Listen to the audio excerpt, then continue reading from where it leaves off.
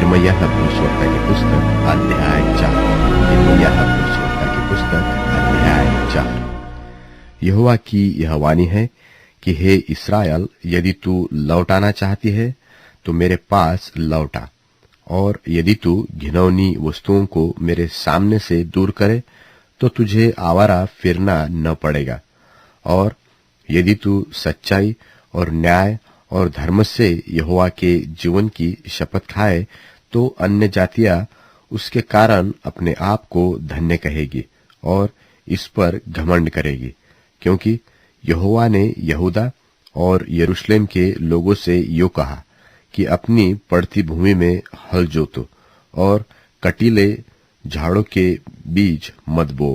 हे यहूदा के लोगों और यरूशलेम के निवासियों, यहोवा के लिए अपना खतना करो, हाँ, अपने मन का खतना करो, नहीं तो तुम्हारे बुरे कामों के कारण मेरा क्रोध आग की नाई भड़केगा और ऐसा होगा कि कोई उसे बुझा न सकेगा।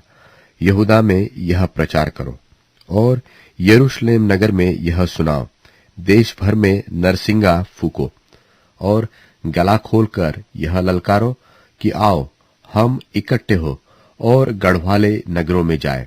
तुम सियोन के मार्ग में झंडा खड़ा करो, अपना सामान बटोर के भागो, खड़े मत रहो, क्योंकि मैं उत्तर की दिशा से विपत्ति और सत्यानाश ले आया चाहता हूं।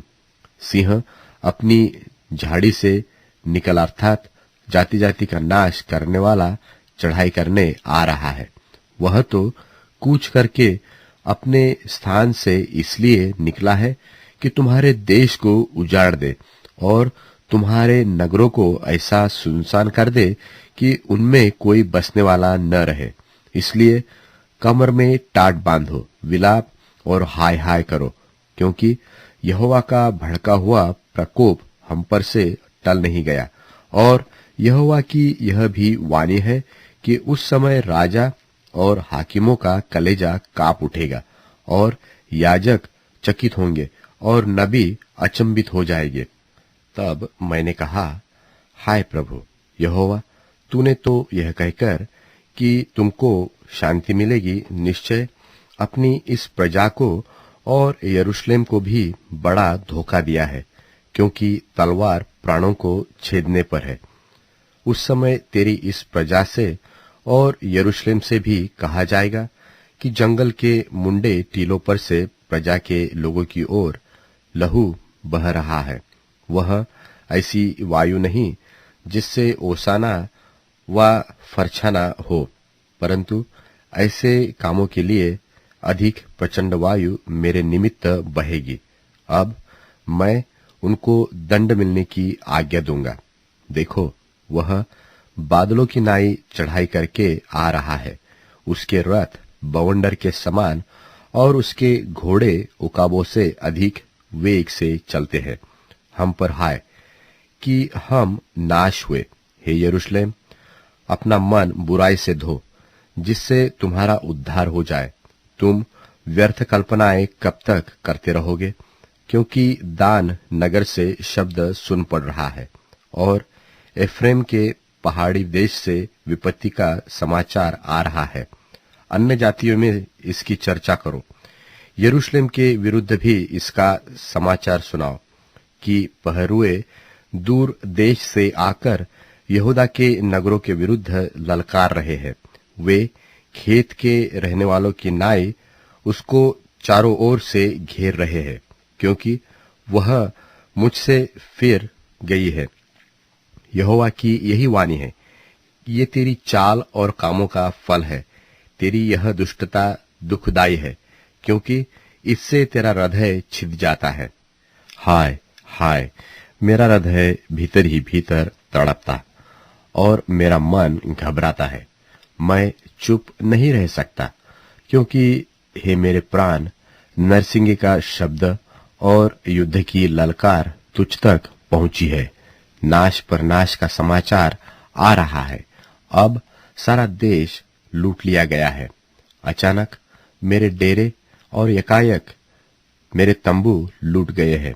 मुझे कितने दिन तक उनसे और का झंडा देखना और नरसिंगे का शब्द सुनना पड़ेगा, क्योंकि मेरी प्रजा मूढ़ है, वे मुझको नहीं जानते। वे ऐसे मूर्ख लड़के हैं कि उनमें कुछ भी समझ नहीं है। बुराई करने को तो वे बुद्धिमान हैं, परंतु भलाई करना नहीं जानते। मैंने पृथ्वी को देखा कि वह सुनी और सुनसान पड़ी है, और आकाश को कि उसमें ज्योति नहीं रही। मैंने पहाड़ों को देखा कि वे हिल रही है, और सब पहाड़ियों को कि वे डोल रही है। फिर मैं क्या देखता हूं कि कोई मनुष्य नहीं, सब पक्षी भी उड़ गए हैं। फिर मैं क्या देखता हूं कि उपजाऊ देश, जंगल और यहोवा के प्रताप और उसके भड़के हुए प्रकोप के कारण उसके सारे नगर खंडहर हो गए हैं, क्योंकि यहोवा ने बताया कि सारा देश उजाड़ हो जाएगा, तो भी मैं उसका अंत न कर डालूंगा। इस कारण पृथ्वी विलाप करेगी और आकाश शोक का काला वस्त्र पहनेगा, क्योंकि मैंने ऐसा ही करने को ठाना है और कहा भी है, और इससे नहीं पछताऊंगा और न अपने प्रण को छोड़ूंगा। नगर के सारे लोग सवारों और धनुर्धारियों का कोलाहल सुनकर भागे जाते हैं। वे पहाड़ियों में घुस जाते और चट्टानों पर चढ़ जाते हैं। सब नगर निर्जन हो गए और उनमें कोई बाकी न रहा। तू जब उजड़ेगी तब क्या करेगी? चाहे तू लाल रंग के वस्त्र पहने और सोने के आभूषण धारण करे और अपनी आंखों में अंजन लगाए, परंतु तू व्यर्थ ही अपना श्रृंगार करेगी, क्योंकि तेरे मित्र तुझे निकम्मी जानते हैं और वे तेरे प्राणों के खोजी है। क्योंकि मैंने जच्चा का सा शब्द, पहलौठा जन्माती हुई स्त्री की सी चिल्लाहट सुनी है। यह सियोन की बेटी का शब्द है। वह हाफती और हाथ फैलाए हुए यो कहती है कि हाय मुझ पर, मैं हत्यारों के हाथ पड़कर मूर्छित हो चली हूं।